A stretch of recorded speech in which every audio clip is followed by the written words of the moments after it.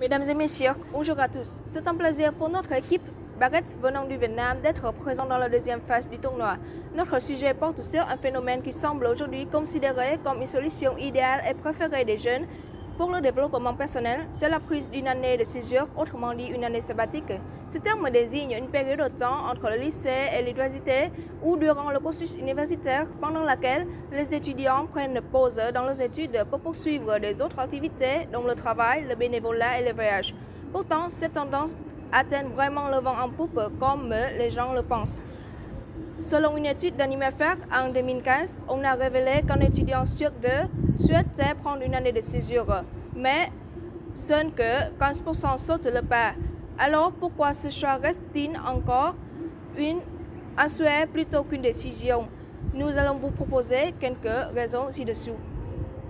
Faute d'argent, la décision de faire une année de césure chez les jeunes reste encore freinée.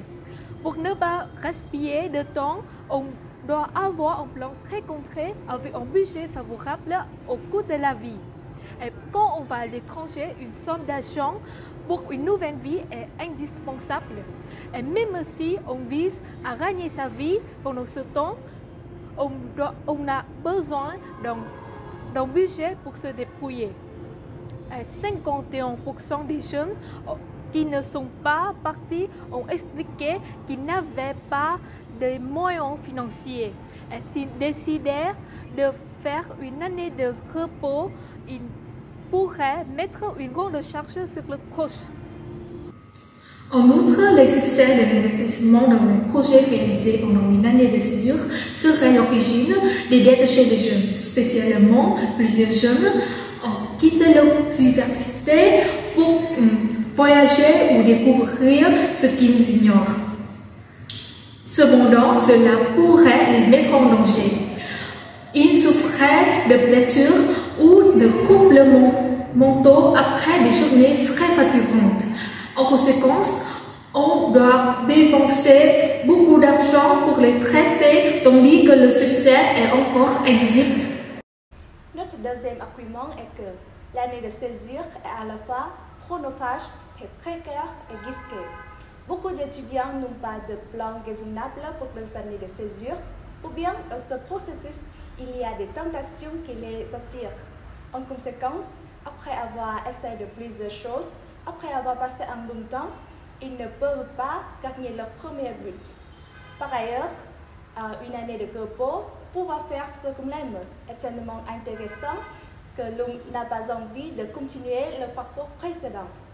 Selon le professeur Trương Nguyễn Thành de l'université Utah, 90% d'étudiants qui ont pris une année sabbatique avant d'aller à l'université ne sont pas revenus. Leur but dans la vie n'est pas clair et ils ont perdu leurs habitudes d'études. En effet, pendant une année, sans utiliser des connaissances ou les compétences professionnelles, il est difficile de continuer ou poursuivre l'avancement d'études. Ces derniers ont l'impression de prendre un retard sur leurs amis.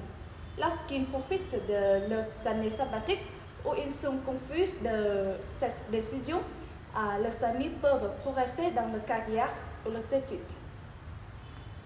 Finalement, l'idée de partir d'une année sabbatique est mal perçue par l'entourage, notamment par les adultes. Cela s'explique par un stéréotype encore existé chez cette génération. Pour eux, le fait de poursuivre des études supérieures est vital pour gagner la vie. Une période de césure peut être prise pour le temps gaspillé à ne rien faire. Un gaspillage non seulement de l'argent mais aussi de temps. Une étude du site Year 13 a révélé qu'auprès de 4440 élèves du secondaire diplômés entre 2012 et 2017, 17% des parents ont empêché leurs enfants à prendre une année sabbatique. 26% avaient encore des préconceptions au sujet de la césure par rapport aux 20% qui sont favorables à l'idée.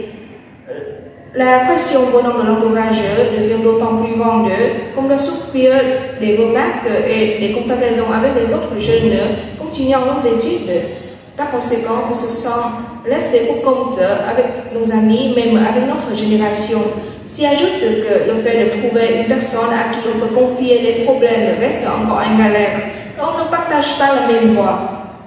Le malentendu parfois peut nuire à la relation entre l'un et l'autre et les étudiants qui prennent des années sabbatiques éprouvent souvent un petit FOMO lorsque leurs amis partent pour le faire.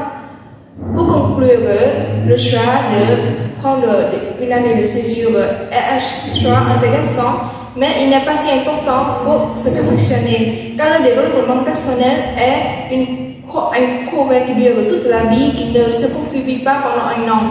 Pour que la césure soit vraiment avantageuse et pour éviter les risques à aborder, il exige une préparation méticuleuse dans tous les sens, le financier, la mentalité et un projet concret au lieu de suivre la tendance sans aucune réflexion.